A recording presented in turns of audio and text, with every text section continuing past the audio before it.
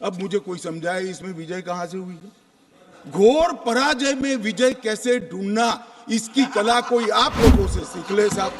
इतने बड़े घोर पराजय विजय कैसे ढूंढना, इसका कोई अभ्यास वर्ग साहब रखना चाहिए साथ में। ये बहुत बड़ी कला है।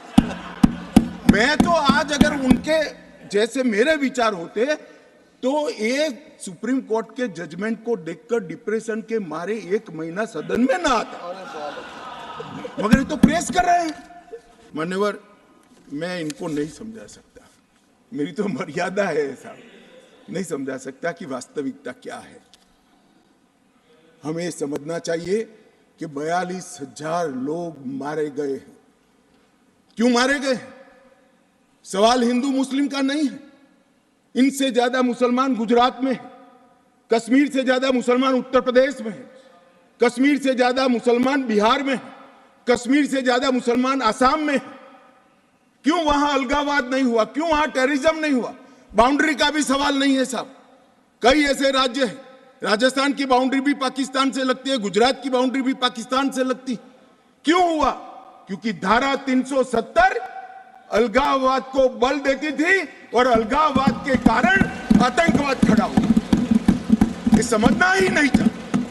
एक गलत फैसला हो जाता है, कितने भी बड़े आदमी से हो सकता है, किसी भी पार्टी से भी हो सकता है, मगर जब इतिहास सिद्ध कर दे, समय सिद्ध कर दे ये फैसला गलत है, देश के हित में वापिस आना चाहिए। अभी भी मैं कहता हूं, वापिस आइए, वरना जितने बचे हो इतने भी नहीं बचोगे।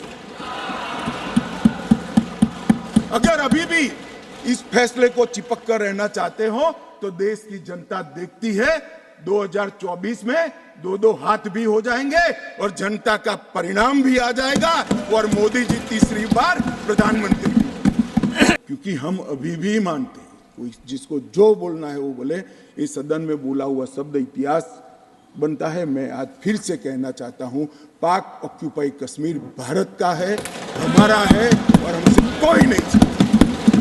मान्यवर, जम्मू कश्मीर के एसटी भाइयों के अधिकारों को कौन रोक कर? ये 3 परिवार रोक कर बैठे थे मान्यवर, जो 370 को एंजॉय कर। मान्यवर दिग्विजय सिंह ने कहा, मान्य सदस्य ने कहा कि भाई इसमें स्पष्टता नहीं है, इनको कितनी मिलेगी, इनको कितनी मिलेगी।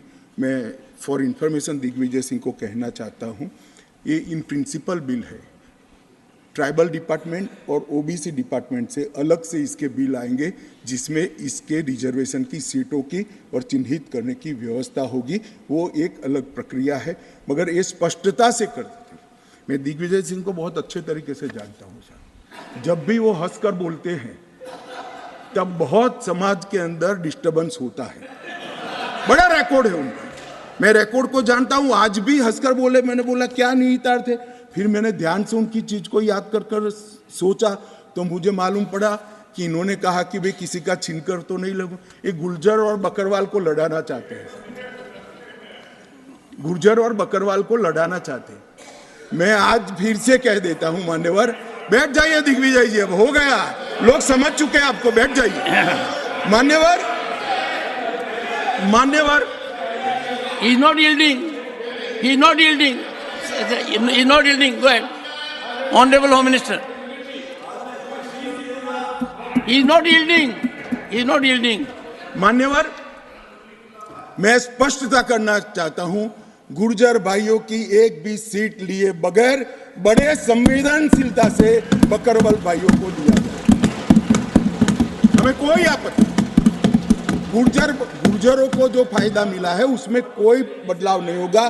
ट्राइबल के सारे फायदे एजुकेशन में और बाकी सारे नौकरियों के रिजर्वेशन में जितने भी फायदे गुर्जर भाइयों को मिल रहे हैं, पहाड़ियों को मिल रहे हैं, वो पहाड़ियों को जो भी मिलेगा वो उसके अलावे मिलेगा। एक भी नौकरी ना खत्म होगी, ना एक भी शिक्षा की सीट खत्म होगी। पूरा का पूरा अधिकार आपका भी रहेगा, उनका भी। मान्यवर, एक बहुत बड़ी चर्चा चली कि जवाहरलाल नेहरू जी का कश्मीर के लिए कंडक्ट और इस पर हमारा नजरिया थोड़ा तंग है, जहां तक तंग नजरिए का सवाल है साहब, देश की एक भी इंच जमीन का सवाल है, हमारा नजरिया तंग रहेगा, हम दिल बड़ा नहीं कर सकते। किसी को अधिकार नहीं है अपने बड़े हृदय को दिखाने के लिए देश का एक भूभाग देश से चला जाए और मूक दर्शक बनकर खड़े रह जाए, किसी को अधिकार नहीं। मैं आज फिर से कहता हूं, ये आरोप से मैं सहमत हूं, हमारा नजरिया तंग है, देश की एक इंच जमीन भी जाती है तो इसके लिए भारतीय जनता पार्टी का हर कार्यकर्ता सर्वोच्चता से संघर्ष करेगा, लड़ाई करेगा और लड़ेगा। हमें कोई इसमें शर्म की बात नहीं। मान्यवर, मैं कुछ बातें कहना चाहता हूं। बहुत कुछ कहा है, अभी कहा गया नेहरू के कारण कश्मीर यहां है, नेहरू जी के न होते तो शायद ये बिल ही नहीं आता और कश्मीर होता ही नहीं, इस तरह से कहा। मैं आज कहना चाहता हूं कि जो आजादी के बाद भारत की रचना को जानते हैं उनको मालूम होगा हैदराबाद में इससे भी बड़ा प्रॉब्लम हुआ था। क्या जवाहरलाल जी गए थे क्या?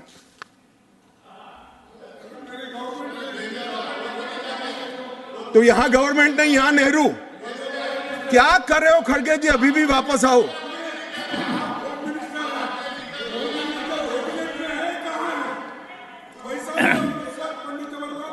एक मिनट, रिकॉर्ड पर है कश्मीर में दिग्विजय जी ने सरदार पटेल का नाम नहीं लिया। एक नाम दिया शेख अब्दुल्ला का, दूसरा नाम दिया जवाहरलाल नेहरू का। तो वो होम मिनिस्टर थे, क्यों नहीं दिया भाई? अब सुनिए दिग्विजय जी, अब सुनिए, सुनना पड़ेगा, ऐसे नहीं चलेगा। हमने सुना है, धैर्य से सुना है। मान्यवर, जूनागढ़ में क्या जवाहरलाल नेहरू गए थे? हैदराबाद में जवाहरलाल नेहरू गए थे? लक्षद्वीप में जवाहरलाल नेहरू गए थे? जोधपुर में जवाहरलाल नेहरू गए थे? जवाहरलाल नेहरू एक ही जगह काम देखते थे, जम्मू कश्मीर में, जिसको आधा छोड़कर आ गए। एक ही जगह देखते। मान्यवर, दूसरा, विलय लेट क्यों हुआ? सारे लोग जानते हैं साहब, इतिहास को 1000 फुट नीचे दफन कर दो, वो ऐसा बीज है जो वटवृक्ष बनकर सच्चाई बाहर आ जाती है। सब जानते हैं कि हमारा विलय इसलिए लेट हुआ कि महाराजा पर किसी एक व्यक्ति को विशेष स्थान देने का आग्रह था, शेख अब्दुल्ला को विशेष स्थान देने का आग्रह था। इसके कारण विलय लेट हुआ और पाकिस्तान को आक्रमण करने का मौका मिला। मैं आज ये पूछना चाहता हूं कि इतने सारे कठिन राज्यों का विलय हो गया, कहीं पर 370 क्यों नहीं है? क्यों नहीं है? ना जोधपुर में है, ना जूनागढ़ में है, ना हैदराबाद में है, ना लक्षद्वीप में है। क्यों 370 नहीं है? कि संवेदनशील हृदय के कारण 370 है। संवेदनशील हृदय। मान्यवर, कंडीशन किसने रखी, किसने स्वीकार की?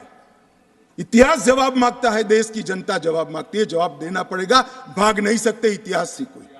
मान्यवर, सेना भेजने में देरी क्यों हुई? और ये कहते हैं कि इसके बाद भी देरी हुई है। मैं साहब एक रेफरेंस सैम मानेकशॉ का देना चाहता हूं। फील्ड मार्शल सैम मानेकशॉ तब डायरेक्टर ऑफ मिलिट्री ऑपरेशंस थे। उन्होंने एक जगह पे कहा है कि कबीलाई हमलावर आक्रामक और लूट मचा रहे थे, तब चर्चा में ही व्यस्त थे। मैं व्यक्ति का नाम देना नहीं चाहता वरना खड़े हो जाएंगे। तब एक मीटिंग में सैम मानेकशॉ मौजूद थे। सरदार पटेल जी ने नेहरू जी को कहा, जवाहर आप कश्मीर चाहते हो या नहीं चाहते हो, देरी क्यों हो रही है? तब जाकर सेना भेजने का निर्णय हुआ है। जवाब देना पड़ेगा। नहीं दिग्विजय भी ऐसे मत करें, मैं भेज दूंगा आपको, पुस्तक ही भेज दूंगा। मान्यवर, Honorable Home Minister is not yielding. He is not yielding. Honorable Home Minister is not yielding. मान्यवर, एक बात सर्वविदित है, अगर असमय सीज फायर नहीं होता तो आज पाक ऑक्यूपाई कश्मीर नहीं होता। अब पत्रों का जिक्र कर रहे हैं, किसी अंग्रेज सेनापति ने देखा, मैं जरूर देखूंगा इसको, अगर लिखा है तो देखना चाहिए, परंतु अफसर कुछ भी कहे, देश का प्रधानमंत्री का देश की जमीन के लिए संवेदनशीलता होना चाहिए या नहीं होना चाहिए? इतना छोटा सवाल है। हमारी सेना जीत रही थी, वो भाग रहे थे, 2 दिन रुक जाते, पूरा पाक ऑक्यूपाई कश्मीर तिरंगे के तले आ जाता। क्यों किया? दूसरा, क्यों मामले को यूएन में ले जाया गया? अब ये सारी चीजों को आप कहते हैं कि रेफरेंस लाइए। मान्यवर, मुझे मालूम था दिग्विजय सिंह, हाँ करता हूं, बैठिए, मुझे मालूम था साहब ये खड़े हो जाएंगे, इसलिए मैं लेकर आया। मैं एक कोट अनकोट पढ़ता हूं। यूनाइटेड नेशन के अनुभवों के बाद मैं इस निष्कर्ष पर पहुंचा हूं कि वहां से कुछ संतोषजनक नतीजों की उम्मीद नहीं की जा सकती। मुझे सीज फायर करना अच्छा फैसला लगा, लेकिन इस मसले को ठीक से हम नहीं निपट पाए, नहीं परख पाए। हम सीज फायर पर और विचार करके बाद में निर्णय करना चाहिए था। हालांकि ये सब भूतकाल की गलतियां हैं। ये जो कोट है किसी और का नहीं है, जवाहरलाल नेहरू का है। अब उनको तो मानोगे या नहीं मानोगे कि उन्होंने गलती की है, स्वीकार करी है। और साहब एक मिनट, सोर्स भी बता देता हूं, Nehru memorial museum and library, Jawaharlal Nehru connection, JNSG 143 part 1। और उस वक्त जब अरे भाई, स्वयं नेहरू कह रहे हैं मेरी गलती थी, क्यों इतना पकड़ कर रखा है पूंछ?